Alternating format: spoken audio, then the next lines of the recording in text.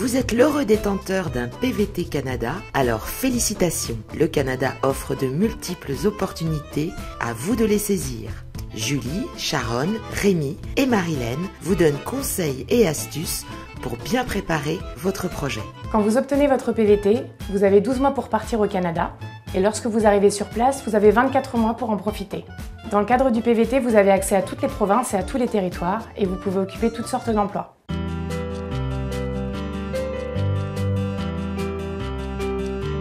Informez les organismes suivants avant de partir.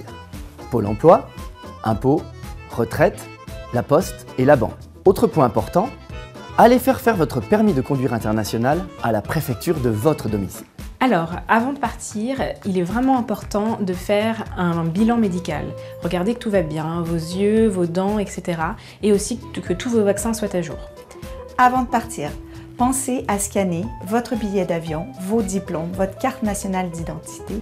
Ensuite, pensez à conserver les papiers importants en France dans une boîte métallique chez vos parents.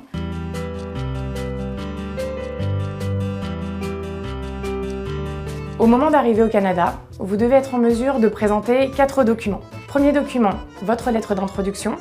Deuxième document, votre passeport valide pendant toute la durée du séjour. C'est sur votre passeport que sera collé votre PVT. Pensez donc bien à vérifier que vos informations sont correctes, votre prénom, votre nom et la date de validité, entre autres. Troisième document, un relevé de compte datant de moins d'une semaine, prouvant que vous avez assez d'économies. Quatrième document à avoir sur soi, l'attestation d'assurance voyage. Très importante, elle est obligatoire. Si vous ne l'avez pas, le PVT peut être écourté et même refusé. Même si vous travaillez sur place et que vous cotisez, vous ne serez pas couvert par la couverture sociale locale. Il est donc important d'être assuré par ailleurs.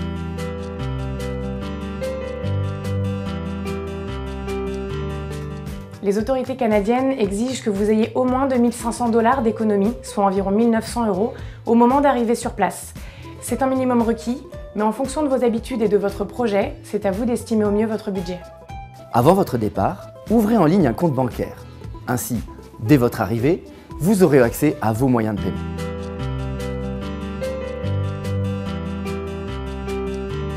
Fini les garants, les cautions, les preuves de contrat de travail, le besoin de trouver un salaire. Place à la simplicité. Location, colocation ou encore sous-location, trouver un logement au Canada est généralement bien plus facile et rapide qu'ailleurs. Beaucoup d'entre vous optent pour la colocation et ils ont raison. C'est économique, c'est flexible et ça favorise les rencontres. Dans votre contrat d'assurance voyage, généralement, il y a une responsabilité civile privée, c'est-à-dire qu'elle ne va pas vous couvrir si vous louez un appartement ou un autre bien immobilier. Il est donc très important de souscrire une responsabilité civile locative par ailleurs. Un accident comme un dégât des eaux ou un incendie, c'est vite arrivé, alors pensez-y.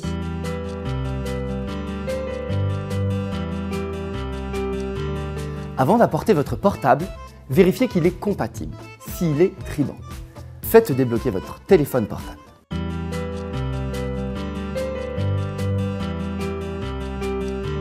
Avec un PVT, il n'est pas nécessaire de trouver un emploi avant de partir et même sur le territoire, profitez-en pour découvrir le pays, le territoire, les grands espaces et les habitants. Les job-in, les petits boulots qu'occupent certains PVT sont des boulots de vendeurs, de serveurs, d'hôtesses d'accueil et d'autres choisiront de travailler dans leur secteur d'activité. Avant votre recherche d'emploi, pensez à faire votre NAS, numéro d'assurance sociale, au Centre de Services Canada. Le secteur automobile est bien développé en Ontario. Vous travaillez dans le cinéma? Explorez la Colombie-Britannique. Le secteur aéronautique est très présent à Montréal et les secteurs bancaires et assurances à Montréal, mais également à Québec. Vous ne parlez pas anglais? Vous n'êtes pas les seuls, ne vous inquiétez pas. Prenez des cours une fois arrivé sur le territoire ou imaginez l'immersion totale dans une ville, c'est le meilleur moyen d'apprendre.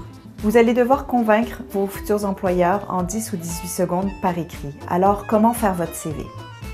Le CV à la canadienne, pensez à avoir des phrases brèves, précises et surtout, trouver les bons mots pour mettre en avant vos valeurs.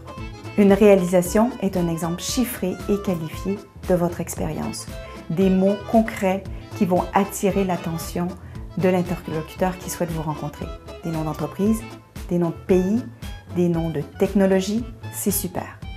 Le réseautage, un incontournable au Canada. 80% du marché de l'emploi est caché et également, le réseautage vous permet de faire des amis, des belles rencontres. Comment s'y prendre? D'abord, commencez à parler de votre projet, votre destination et vous verrez, vos amis ont déjà des contacts au Canada.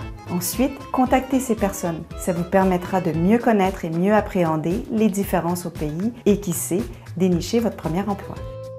Pour trouver un job, pensez aux agences de placement et surtout, regardez bien le générique de fin, vous y trouverez quantité d'adresses utiles pour trouver un emploi. Enfin, et si vous pensiez au bénévolat, c'est très courant au Canada. Ça y est, vous êtes désormais au fait de tout ce que vous devrez faire pour que votre PVT se déroule le mieux possible. Maintenant, pour finir, 2 challenges que vous aurez à relever sur place, les différences culturelles et l'hiver.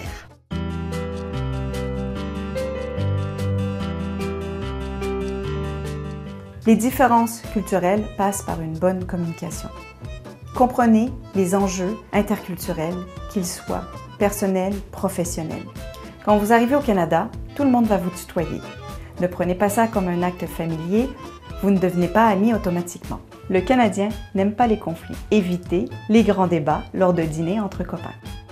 Bac+3 RH avec un stage à la SNCF, pas le moyen idéal de se présenter. Certes, vous avez de beaux diplômes, mais nous préférons savoir ce que vous en avez fait. En plus, évitez les acronymes et également, mettez les équivalents. SNCF peut être l'équivalent de Via Rail. Au Canada, vous pourrez aller parler à votre N+3 et même l'appeler par son prénom. Mais attention, pas de familiarité pour autant.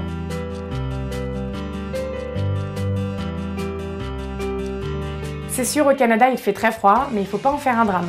C'est avant tout une question d'équipement. L'équipement, vous allez miser sur la technique de la pelure d'oignon. J'accumule des couches successives de vêtements, je mets ma tuque et mes mitaines et je suis prête à affronter le froid. Et ce qu'il y a de bien, quand je rentre dans un endroit qui est très chauffé, c'est que j'enlève au fur et à mesure les couches de vêtements pour être à l'aise. Si j'ai un conseil à vous donner, c'est de regarder vos pieds. Une plaque de verglas, ça peut être une foulure à quelques milliers de dollars ou même un rapatriement à plusieurs dizaines de milliers de dollars. Il est d'usage de retirer ses chaussures lorsque l'on arrive chez quelqu'un. En cas de souci, n'accourez pas aux urgences pour attendre des heures et payer des milliers de dollars. Les cliniques sans rendez-vous sont là pour ça.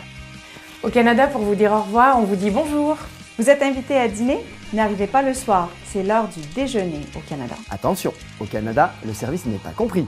Laissez un pourboire. N'hésitez pas à appeler les gens par leur prénom. Au Canada, quand vous allez à une soirée, vous apportez votre alcool. Au Canada, on râle pas tout le temps, on a des réactions positives. Bienvenue au Canada!